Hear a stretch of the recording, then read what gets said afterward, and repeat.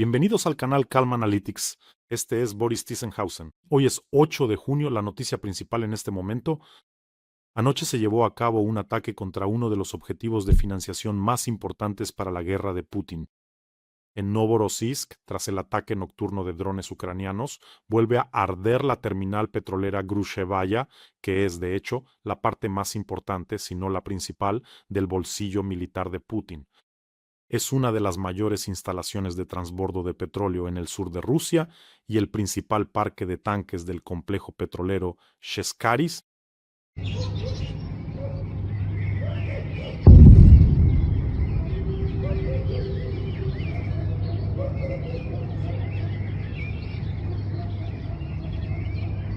Varias explosiones, un incendio de gran magnitud. El volumen total del parque de tanques supera el 1.000.000 de metros cúbicos. En el territorio hay alrededor de 40 tanques, cada uno con una capacidad de entre 5 y 50.000 metros cúbicos.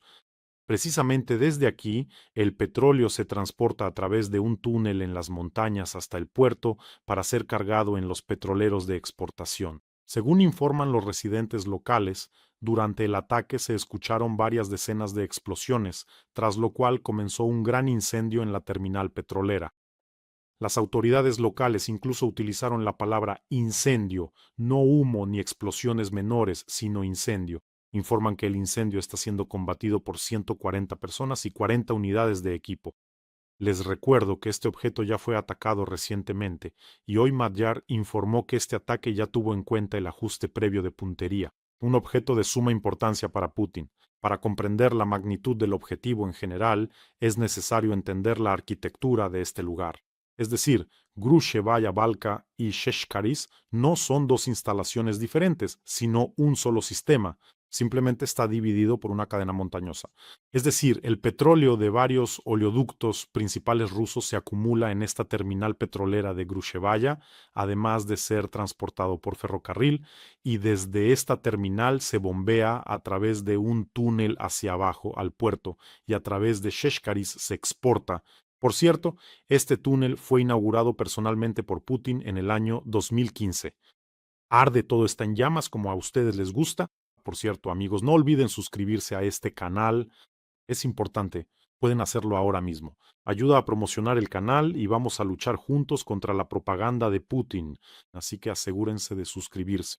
Bueno, resulta que Ucrania está llevando a cabo una campaña multinivel para asfixiar de combustible al sur de Rusia, por ahora solo al sur, es decir, en el nivel superior, los ataques son contra la infraestructura de producción, almacenamiento, refinerías de petróleo y parques de tanques.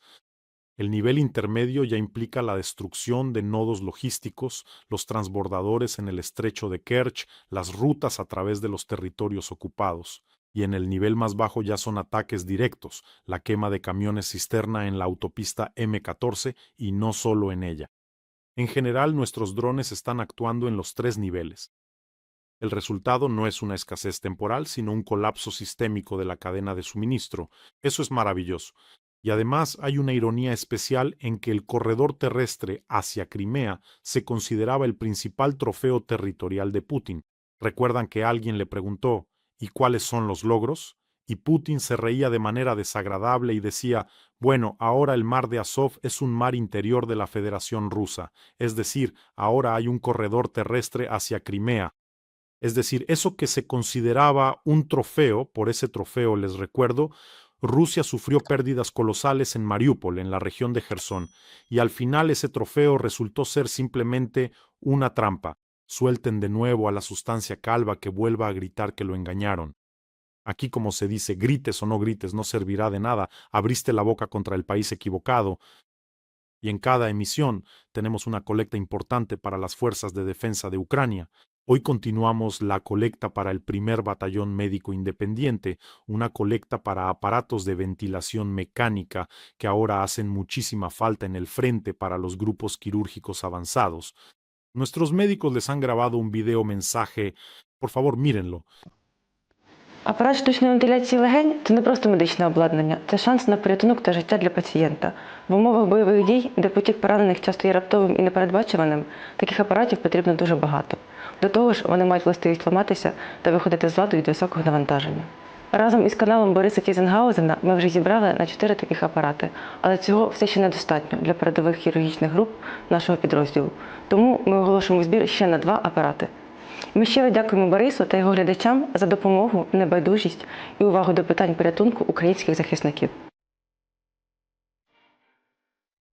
Ayudemos a nuestros médicos de combate. En este caso, tu donación salva la vida de nuestros defensores. El enlace para donar está en la descripción de este video. Allí hay opciones de Mono, Private y PayPal para quienes quieran ayudar desde el extranjero. Si estás viendo en otro canal, siempre hay un código QR que también lleva a la recaudación y nos queda muy poco para cerrar esta colecta.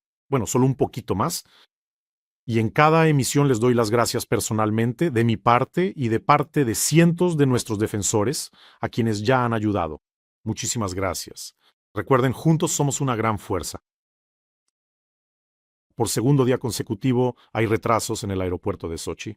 Parece que los problemas han caído sobre los rusos, los vuelos se están retrasando. Miles de rusos no pueden regresar a casa. No está claro para qué vinieron a Sochi, en primer lugar. En Adler, los rusos se toman fotos frente a camionetas con ametralladoras de grupos móviles de fuego, justo en el malecón. Alguien se queja del fuelóleo en Anapa, está funcionando la defensa antiaérea. Los veraneantes allí huyen en masa de la playa. Explosiones. Bueno, en general, movimiento, tal como Putin prometió. Solo hay un matiz.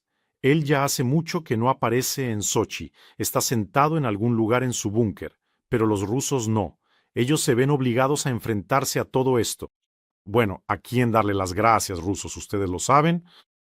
Esta noche también estuvo bajo ataque la estación de bombeo lineal Krasnoarmeyskaya en la región de Saratov y la estación lineal Krasny Yar en la región de Volgogrado. Es decir, ambas estaciones forman parte de la estructura de Transneft. Por cierto, los rusos han empezado a grabar cientos de videos, por alguna razón, desde las filas en las gasolineras preguntando qué está pasando, qué está pasando. Aquí estoy, llevo 3 horas esperando, no hay gasolina, llevo 5 horas esperando. ¿Qué está pasando? ¿Qué está pasando? ¿Y qué es lo que realmente está pasando? Quizás alguien debería decírselo, por supuesto. Y con la gasolina está ocurriendo una situación muy interesante. En Crimea la gasolina prácticamente se ha acabado, por eso la población de la Crimea ocupada se ha dirigido por el puente de Crimea al asentamiento más cercano donde todavía hay gasolina. Por ahora, ese lugar es Tamán. Los peregrinos de la gasolina trajeron consigo una enorme cantidad de bidones, trajeron a todos sus familiares, porque ahora la gasolina se entrega en una cantidad limitada por persona. Por eso trajeron a familias enteras con ellos. Denle a él también. Los habitantes locales de Tamán simplemente se quedaron un poco atónitos al ver esas colas gigantescas en sus gasolineras. Ahora, para los habitantes locales de Tamán, para poder repostar, tienen que hacer fila todo el día porque han venido desde Crimea. Y claro, ahora odian a estos peregrinos de la gasolina que van a agotar la gasolina de Tamán y los propios habitantes de Tamán tendrán que ir a buscar gasolina a otro lugar. Y cada vez hay menos gasolina en toda Rusia. Se están deteniendo las refinerías de petróleo. Hay petróleo, pero no pueden convertirlo en gasolina porque las refinerías están paradas. Solo el mes pasado la producción cayó un 13% y el petróleo que no se procesó, que no se convirtió en gasolina ni diésel, hay que llevarlo a algún lado. Por eso llenan todos los almacenes disponibles con la esperanza de que pronto esas refinerías vuelvan a funcionar y puedan procesar ese petróleo en combustible otra vez. Pero las refinerías no volverán a funcionar. Es más, nuestros drones están dejando fuera de servicio aún más refinerías, gracias a los drones y a quienes los manejan. Y aquí surge un momento muy interesante. Todas las bases y depósitos de petróleo ya están prácticamente llenos hasta el tope, así que en cualquier depósito en el que impacte un dron ucraniano, seguramente prenderá fuego a todos los tanques llenos hasta arriba. Por eso arden con tanta intensidad las bases y los depósitos de petróleo. Y como Ucrania lanza cada vez más y más drones, afecta a más y más instalaciones y la situación solo va a empeorar. Habrá menos gasolina, la escasez será catastrófica, es decir, solo irá a peor, y la población de la Crimea ocupada debe entender que pronto no habrá gasolina ni en Tamán, ni en Temriuk, ni en Krasnodar, ni en Sochi, ni en Novorossiysk. todo el sur se quedará sin gasolina. Y en cuanto al grupo del sur de los rusos, que se quedará sin combustible, creo que no hace falta explicar nada. No solo no podrán repostar, sino tampoco transportar municiones ni refuerzos. Es decir, la gasolina y el diésel no solo se necesitan para repostar tanques o transportes blindados, es decir, incluso para llenar de combustible los generadores en las posiciones de los operadores de drones, también se necesita combustible. Por cierto, he notado, y creo que ustedes también, que ya nadie dice no nos hagan reír, nuestros Iskander, o aunque caigan piedras del cielo. ¿Y eso por qué, eh? ¿Por qué se han quedado callados sobre las piedras del cielo? Los drones que caen del cielo en vez de piedras no resultaron tan graciosos, ¿verdad? Así es como sucede cuando tu país está gobernado por un botóxico demente. Y literalmente una hora antes de grabar este episodio, apareció la noticia de que en Novorossiysk, como antes, o mejor dicho, como hace poco en Tuapse, cayó lluvia negra, o si lo prefieren, nieve negra hecha de hollín, como prefieran. A nosotros nos gusta todo. Otra noticia más, o mejor dicho, otra confirmación de la supuesta genialidad entre comillas del estratega geopolítico subterráneo. En fin, el de los tacones volvió a echar a perder todos los polímeros. Por más que la Federación Rusa intentó influir en las elecciones en Armenia, por más que intentó imponer a sus candidatos prorrusos, por más que intentaron organizar el traslado de quienes iban a votar, todo fue en vano. Fracasaron igual que en Hungría, igual que en Moldavia, igual que en Rumanía. Así es, en el nuevo Parlamento de Armenia, el partido Contrato Civil de Pashinyan obtiene una mayoría sólida. Es cierto que no alcanza la mayoría constitucional, pero creo que eso lo resolverán. Felicito a Nikol Pashinyan, felicito a los representantes de su partido, felicito a los ciudadanos de Armenia por su elección civilizatoria. Por cierto, en Rusia ya han comentado al respecto. Prepárense, abróchense los cinturones. Las elecciones en Armenia se celebraron en un ambiente de presión sin precedentes sobre la oposición y de injerencia por parte de Occidente. Así lo declaró María Sájarova, quien, como suele decirse, debería guardar silencio. Solo quiero recordar que Putin, en sus pseudoelecciones, eliminó al único candidato pseudo-opositor, no lo dejó participar. Aunque con Putin ahí, bueno, creo que pueden inventar cualquier cifra que quieran. Incluso llamarlo elecciones es, difícil. Creo que Sájarova y Medvedev hoy se van a pasar de la raya con el vodka. Otro fracaso más. Por cierto, ¿quién en el Kremlin es responsable de las elecciones en el extranjero? ¿Kiriyenko? Ese seguro que es un doble agente. ¿Alguien puede nombrarme al menos una victoria geopolítica de Putin desde el inicio de la invasión a gran escala en Ucrania? Bueno, al menos una. Entonces, miren, Kavaev perdió Siria, Venezuela, Hungría, Rumanía, Moldavia. Finlandia y Suecia entraron en la OTAN, Armenia y Azerbaiyán se despidieron con la mano, los países de Asia Central se pusieron bajo el paraguas de China. La propia Rusia ha caído en un estado de servidumbre respecto a China. ¿Qué a cambio? ¿Dónde están las victorias? ¿Ahora Cuba también está descartada? ¿Qué a cambio? Esto da como resultado una cooperación estratégica con los talibanes y Corea del Norte. ¡Guau! Bien hecho, Putin. Pues bien, aquí están los primeros resultados de la creciente complejidad de la logística para los rusos en el sur. Los rusos están evacuando apresuradamente sus tropas de la lengua de Kimburn. Así lo informan los partisanos de Atesh. La lengua de tierra sigue siendo la única parte ocupada de la región de Mykolaiv. Por tierra está conectada con la orilla izquierda de la región de Jersón. En general, el suministro de municiones, combustible y alimentos a la lengua de tierra se ha detenido por completo. Además, el personal del 337º Regimiento sufrió allí pérdidas significativas. Y esto se convirtió en otra razón para la retirada de las tropas rusas de allí. Como resultado, ahora en la lengua de tierra solo quedan restos de unidades rusas que ya no son capaces de mantener la defensa. Al mismo tiempo, el sistema logístico en este sector se ha colapsado por completo. El control sobre la lengua de Kimburn podría permitir a las Fuerzas Armadas de Ucrania debilitar los ataques rusos en la costa del Mar Negro, aumentar nuestra actividad marítima en esa zona y llevar a cabo potenciales operaciones para cruzar a la orilla izquierda de la región de Jersón. Putin, que habla de que Crimea es un portaaviones insumergible, probablemente no estudió bien la historia o lo hizo sin prestar atención. En prácticamente todas las guerras del pasado, la península de Crimea resultó ser una trampa para quienes la defendían. Es decir, la historia de Crimea es la historia de una y la misma trampa. En 1856 los británicos cortaron Sebastopol desde el mar. Rusia entonces entregó la ciudad y hundió su propia flota. En 1920, Wrangel mantuvo Crimea como el último bastión hasta que los rojos cruzaron el Sivash. En ese momento su ejército de 150.000 apenas logró huir simplemente a través de los puertos, y las tropas soviéticas en 1942 defendieron Sebastopol, pero fueron destruidas cuando los alemanes cortaron el suministro marítimo, tomaron Perekop y prácticamente aislaron la península. Y en 1944, el 17º ejército alemán repitió exactamente el mismo destino, literalmente palabra por palabra. Fue rodeado. Hubo pánico y 100.000 bajas en solo unas pocas semanas. Es decir, Putin, en su estudio de la historia, probablemente aún no ha llegado a estas páginas, se quedó atascado en algún lugar con los pechenegos y los cumanos.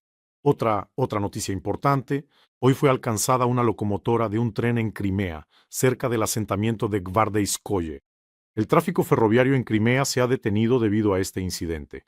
Entonces, el representante algo torpe de las autoridades de ocupación, Aksionov, inmediatamente se apresuró a decir que en realidad era un tren de pasajeros Moscú-Simferópol y nada más. Pero el tramo de la vía donde, pronto por cierto, habrá un video y muchos verán qué tipo de tren de pasajeros era ese. El tramo de la vía fue acordonado. No dejan pasar a civiles allí. No hay ni un solo video de este supuesto tren de pasajeros. Además, según Aksionov, a los pasajeros los bajaron de todos los vagones. Ninguno de los pasajeros resultó herido. Los bajaron de todos los vagones, los subieron a autobuses y se los llevaron a algún lugar. No hay ni un solo video con maletas, ni de un solo pasajero, no hay nada. Cuando Rusia ataca a trenes civiles en Ucrania, de inmediato aparecen muchos videos. Lamentablemente, esto ocurre regularmente, todo el mundo lo sabe. Aquí hay un convoy misterioso. ¿Y qué había en ese convoy? Bueno, nuestros agentes de inteligencia dicen que pronto mostrarán un video. Creo que en el próximo episodio lo veremos sin falta. Aquí hay algo simplemente místico. Bueno, saben, aquí lo importante no es la locomotora en sí, la locomotora se puede reemplazar. Lo importante es otra cosa. Crimea se sostiene por varios hilos de suministro, es decir, el puente de Crimea, el ferrocarril, Chongar, que fue bloqueado, el corredor terrestre por la región de Priazovie y el transporte marítimo. Y ahora ha comenzado un trabajo sistemático en todas estas direcciones al mismo tiempo. Y cuando empiezan a trabajar en todas a la vez, espera un colapso en cascada y grandes problemas. Y otra noticia más de la Federación Rusa: las autoridades rusas no se atrevieron a introducir un impuesto sobre los teléfonos inteligentes y las computadoras portátiles antes de las elecciones a la Duma estatal. Esa era la idea que tenían. ¿Recuerdan ese cuento sobre Chepolino? Allí había un impuesto al aire. ¿Quién era? El príncipe Limón quería introducir un impuesto al aire. Así que el gobierno decidió no introducir el impuesto sobre los teléfonos inteligentes y las computadoras portátiles antes de las elecciones a la Duma estatal. Pero empezarán a cobrar este impuesto no a partir del 1 de septiembre, sino a partir del 1 de diciembre, es decir, después de las elecciones a la Duma estatal. Para que lo entiendan, simplemente quieren cobrar algún tipo de impuesto sobre los teléfonos inteligentes y las computadoras portátiles y destinarlo, adivinen a dónde, para el desarrollo de la industria electrónica rusa. ¿Qué van a hacer allí? ¿Qué es esa electrónica rusa? Algunos teléfonos inteligentes chinos con nombres rusos pegados encima. ¿Qué clase de electrónica rusa será esa? ¿Saben cuál es, otro punto interesante aquí? Todas las decisiones impopulares, como estas: impuestos adicionales, endurecimiento de las restricciones, desconexión de Internet y así sucesivamente, se posponen para después de las elecciones a la Duma estatal. O sea, ¿se imaginan lo que va a pasar en Rusia después de las elecciones a la Duma estatal? ¿Cómo van a golpear a los rusos con nuevos impuestos? Aunque ¿de qué estoy hablando? ¿Qué elecciones a la Duma estatal? Esto es simplemente ridículo. Y otra buena noticia: resulta que un dron inusual llegó al puente de Chongar, más precisamente drones inusuales. Este dron se llama Behemoth. Su carga de combate es de 75 kilogramos y su alcance de vuelo es de 300 kilómetros. Es un dron muy, muy serio. Es decir, estos drones simplemente atravesaron la estructura del puente de Chongar. Bueno, y yo espero que pronto un Behemoth así, o mejor dicho, un Behemonstruo con una carga de combate mucho mayor, llegue también al puente de Crimea y lo haga pedazos hasta los quarks. ¿Qué hará entonces el grupo del sur de los rusos y los que han llegado a Crimea? ¿Qué piensan ustedes? ¿A nado? Bueno, por ahora también tienen esa opción, por ahora la tienen. Cuídense, cuiden a sus seres queridos. Suscríbanse a este canal, no lo olviden, y vamos a ayudar a nuestros médicos de combate, a nuestros ángeles guardianes. El enlace para donar está en la descripción de este video. Que tengan todos un día tranquilo y gloria a Ucrania.